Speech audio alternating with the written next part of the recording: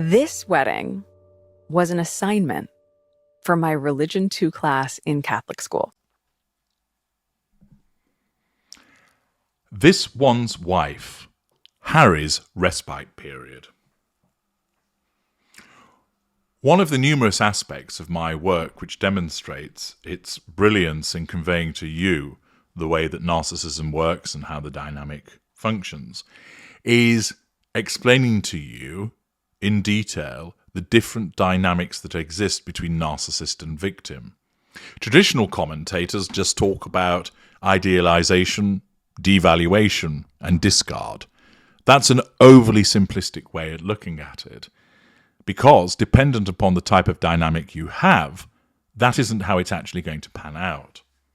For example, if you're an intimate partner secondary source, for instance, you're having an affair with a narcissist, you're largely treated well, and you have an elongated golden period. You're subjected to the shelf dynamic, where the narcissist picks you up and deals with you for a period of time, pops you back on the shelf, throws some comfort crumbs in your direction, occasionally will issue a corrective devaluation where you step out of line, but you're less likely to be disengaged from. And thus, you're kept on the outside, and so long as you behave yourself, you'll be treated well by their narcissist.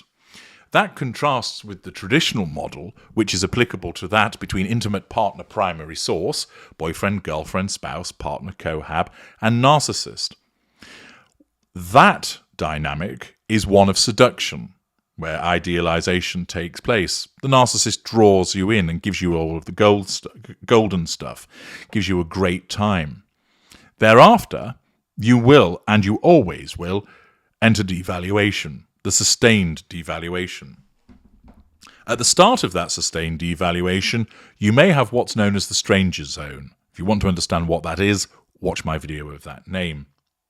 During the sustained devaluation, the intimate partner primary source gets what's known as respite periods, little islands of calm, sanctuaries, an oasis, periods of time when the golden period makes a reappearance. This proves very addictive to the already addicted victim. The narcissist sees the victim as painted white and therefore treats them well again. They might have been frozen out sexually, and thus they start to provide sex again. They praise the intimate partner primary source, do nice things for them, stop abusing them. The name-calling halts. The malign triangulation halts. There's a suggestion of let's go away together somewhere. And this is met with relief by the beleaguered intimate partner primary source, but it also invariably causes them to believe that, hang on a second, everything's all right again. I've managed to do something to get things back on an even keel. We've got back to the way it was in the beginning. Hallelujah. Now, I've got to keep this going. And of course, what the hapless intimate partner primary source fails to realize is it's not down to you. It's down to what the narcissist wants. This is the dynamic that is applicable to Harry. And that's why my work is so valuable, that otherwise, many commentators and observers of the relationship between this one's wife and Harry wouldn't understand what's going on were it not for my dissection of their relationship. That you'd be mystified as to why they behave in the way that they do. But, seen under the lens of her narcissism and his victimhood, it makes sense. Thus, she seduced him.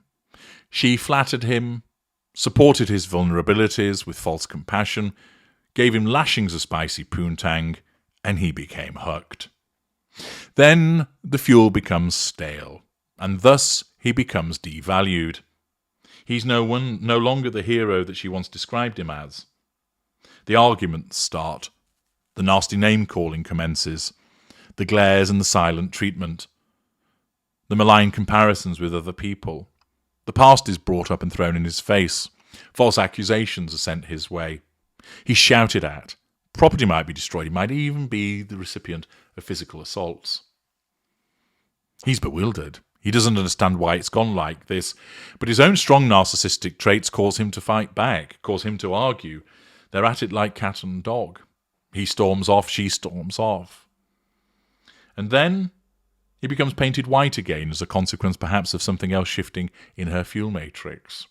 And Harry has got a respite period at the moment. How do we know this? Well, essentially two things. The first is the engagement ring has appeared. Yes, in case you failed to notice it, the rictus grinning narcissist wanted to ensure that the world saw that the engagement ring is back on her finger in a photograph which you can see on your screen.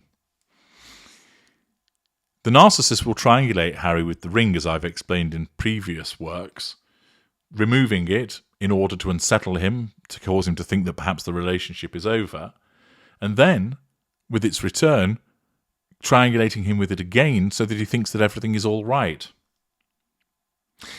Furthermore, we know that the respite period is here as a consequence of all of the jollies that they're having on this tour. Now, part of this is also facade management. She wants the world to think that they have an idyllic life together, that hers is the best, most solid marriage in the world. It doesn't matter that behind the scenes she's throwing packets of clever latte at his head. No. The world, however, needs to see that they are together and that they're happy so that people are envious of that relationship. And it gives, of course, something the sugars to keep bleating, even though they use jealous when they mean envious. Harry has a respite period at the moment, and it's coincided with their attendance at Whistler, which is rather fortunate because it enables her to manage the facade, showing everybody, look at us together, holding hands, walking through the snow. Isn't this wonderful? And look, the engagement ring is back. This, of course, raises questions about where did it go? What was she doing with it? And why has it come back now? But its demonstration is part of the reappearance of the respite period.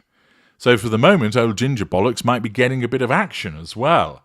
So that's why in a couple of pictures we've seen him actually smiling more. It won't last. Respite periods never do. They could be just a few hours, an afternoon, a few days, sometimes a couple of weeks. And it's likely that this respite period will at least be for a few days, covering whilst they're in Whistler, thus enabling the facade to be managed, before, of course, he'll do something which will inadvertently threaten her control, become painted black, and he's back in a chicken coop once again, being devalued. But at the moment, it's all shits and giggles. Thus, we get to see the engagement ring again, and this one's wife puts on this appearance, although she believes it. She doesn't believe that she's manufacturing it. She actually believes this is how they are because of her black and white thinking. She either hates him or she loves him. There's no in between. And thus, at the moment, she's in loved up mode because a respite period has been granted and Harry has been painted white. The only thing for has is it's not going to last. I'm H.G. Tudor. Thank you for listening.